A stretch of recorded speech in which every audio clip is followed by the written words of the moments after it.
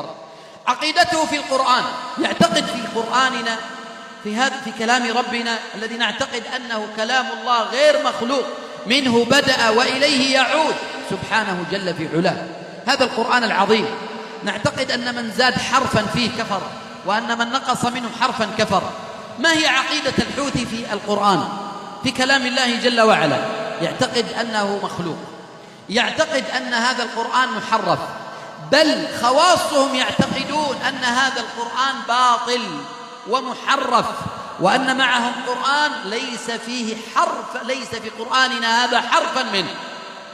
نعم يا عباد الله، هذه عقيدتهم في القرآن. ولذلك تجدونهم يهدمون المساجد فوق المصاحف، لأنهم لا يعتقدون أن هذه المساجد بيوت الله، يعتقدون أن هذه المساجد باطلة. الإنسان الذي يعظم الشيء تجده يحافظ عليه، فلذلك هؤلاء لا يعظمون ما عظم الله سبحانه وتعالى، لا يعظمون بيوت الله، ولا يعظمون المساجد، ولا يعظمون المصاحف.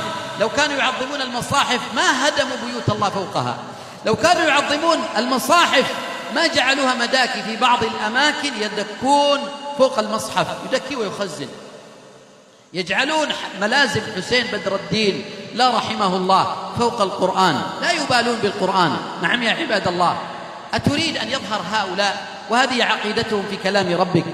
أيها المسلم انتبه لعقيدتك،